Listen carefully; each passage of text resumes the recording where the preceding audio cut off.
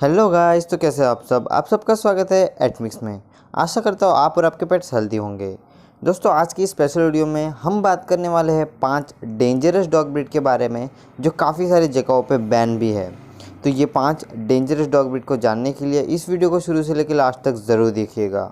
इस लिस्ट में नंबर 5 पे आता है प्रेसा कैनरियो। कभी कभी इसको कैनरियो मैस्टिफ भी बोलते हैं। ये भारी भरकम शरीर के डॉग्स काफ़ी ज़्यादा मस्कुलर होते हैं और ये भी देखा गया है कि इन डॉग ब्रीड का जो वेट है वो 100 पाउंड से भी ज़्यादा हो जाता है। इन डॉग ब्रीड को अर्ली ट्रेनिंग की सबसे ज़्यादा ज़रूरत होती है और ये मैं इसीलिए बोल रहा हूँ क्योंकि ये डॉग ब्रीड 100 से भी ज़्यादा अटैक कर चुके हैं और इनमें से कई सारे जो 41 थे वो एडल्ट थे और उससे ज़्यादा की एज के भी कई सारे थे। उनमें से कुछ की डेथ भी हो चुकी है क्योंकि ये डॉग ब्रीड की प्रॉपर सोशलाइजेशन पे ध्यान नहीं देते। इसी के चलते काफ़ी ज़्यादा एग्रेसिव हो जाते हैं और इसी के चलते ये अटैक करते हैं।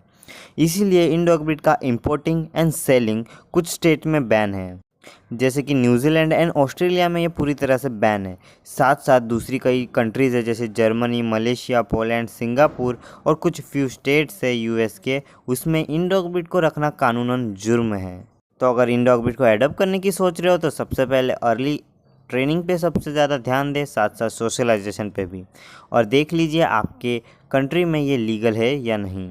नंबर 4 पे आता है इस लिस्ट में तोसा इनू। ये डॉग ब्रीड को रेज ही किया गया था फाइटिंग डॉग की तरह। ये लार्ज साइज के डॉग ब्रीड काफ़ी ज़्यादा एग्रेसिव हो सकते हैं और काफ़ी मस्कुलर डॉग ब्रीड होते हैं। इवन कई सारे कंट्रीज़ में इन डॉग ब्रीड को रिस्ट्रिक्ट किया गया है तो भी पीपल इन्हें अडॉप्ट करते हैं, ओन करते हैं, क्योंकि ये dog breed dangerous dog breed में आती है।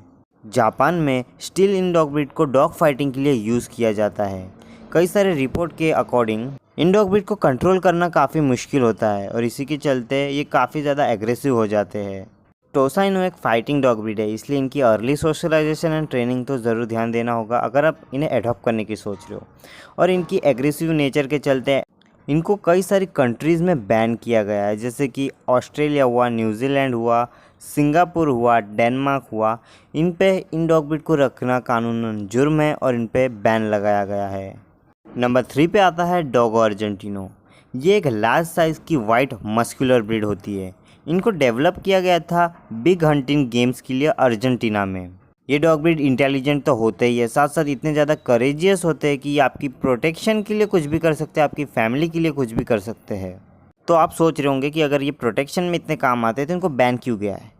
तो ये इसलिए क्योंकि ये डॉग ब्रीड काफ़ी ज़्यादा मस्कुलर स्ट्रॉन्ग तो है ही, लेकिन इनका जो डोमिनेटिंग टेम्परामेंट है और एग्रेसिव नेचर है, इसी के चलते इन्होंने कई सारे लोगों पे अटैक किया है, कुछ की तो डेथ भी हो चुकी है। इसी के चलते इनको रखने में काफ़ी ज़्यादा प्रॉब्लम आती है न्यू ओनर्स को और उन्हें पता नहीं होता तो वो एडॉप्ट कर लेते हैं और इसी के चलते ये सब होता है। तो ये सब को देखते हुए और इनके डोमिनेटिंग टेम्परामेंट साथ साथ जो एग्रेसिव नेचर है उनको देखते हुए कुछ कंट्रीज़ में इनको बैन कर दिया गया है, जैसे कि Australia, Spain, great Britain, Norway, United state, ऐसे कई कंट्रीज़ में इन्हें बैन किया गया, यानी इन्हें रखना कानूनन जुर्म होता है। नंबर 2 पे आता है पिटबुल। इस डॉग ब्रीड के बारे में आपने ज़रूर से सुना होगा। One of the dangerous dog breed है अगर इनको प्रॉपरली ट्रेन ना किया जाए, सोशलाइज ना किया जाए। लेकिन अगर इन्हें अच्छे से रखते हो तो ये dog breed police dogs, war dogs, actor में, साथ साथ रेस्क्यू मिशन में भी यूज़ किए जाते हैं। ये डॉग ब्रीड काफ़ी ज़्यादा स्ट्रॉन्ग, एनर्जेटिक, एलेजाइल और पावरफुल होते हैं और इसी के चलते ये रिस्पॉन्ड काफ़ी ज़्यादा अच्छे से करते हैं ट्रेनिंग के दौरान। लेकिन इन डॉग ब्रीड का भी नेचर वाइज काफ़ी ज़्यादा एग्रेसिव होते हैं। अगर इन्हें सोशलाइज ज़रा भी ना करो, ट्रेनिंग भी ना दो तो काफ़ी ज़्यादा मैसिवली एग्रेसिव हो जाते हैं और इसी के चलते इन डॉग ब्रीड ने कई सारे पीपल पे अटैक किया है, कई सारों की डेथ भी हुई है। और साथ साथ एक रिपोर्ट या स्टडी कह सकता हूँ मैं, उसमें ये बताया गया है कि पिटबुल रिस्पॉन्सिबल है 42 से लेकर 45% ऑफ डॉग अटैक में और इसी के चलते इन डॉग ब्रीड को most of part of the world में बैन किया गया है।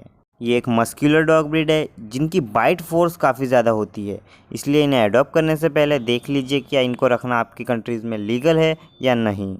नंबर 1 में आता है इस लिस्ट पे फिला ब्रासिलियो।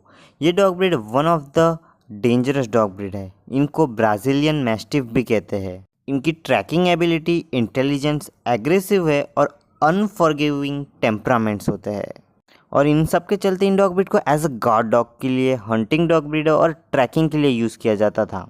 ये dog breed most of the dog attack में रिस्पॉन्सिबल रहे। कई सारे जो लोग हैं इन पे अटैक किया है इस डॉग ब्रीड में, कई की तो जान भी ली है।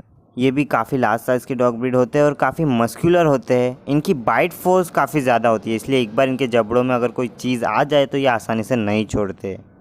एग्रेसिव नेचर में काफ़ी ज़्यादा एग्रेसिव हो जाते हैं अगर प्रॉपरली ट्रेन और सोशलाइज ना करो तो। इसीलिए इनको कई सारी कंट्रीज़ में बैन भी किया गया इनके एग्रेसिव नेचर के चलते या फिर इनके अटैकिंग अनफॉरगिविंग टेम्परेमेंट्स के चलते। तो दोस्तों ये थे आज की हमारे 5 dangerous and ban dog breed जो आज मैंने आपको इस वीडियो में बताया। आशा करता हूँ आपको वीडियो अच्छी लगी होगी। अगर अच्छी लगी तो लाइक एंड शेयर ज़रूर कीजिएगा। चैनल पर न्यू हो तो अभी सब्सक्राइब कर लीजिए, क्योंकि हम ऐसे इंटरेस्टिंग वीडियो लाते रहते हैं। मिलता हूँ मैं आपको ऐसे इंटरेस्टिंग वीडियो के साथ। Thank you for watching.